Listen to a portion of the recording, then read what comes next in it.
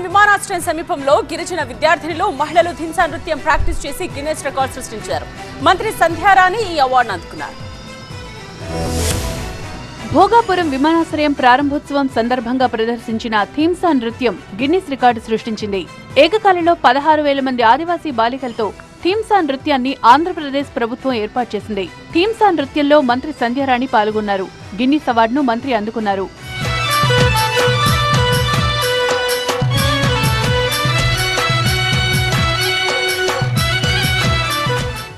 శుక్రవారం సాయంత్రం విమానాశ్రయం ప్రాంగణంలో థీమ్సా నృత్యం ప్రాక్టీస్ చేశారు. 13,000 మందికి పైగా గిరిజన విద్యార్థులు, మహిళలు ఏకకాలంలో నృత్యాన్ని ప్రదర్శించారు.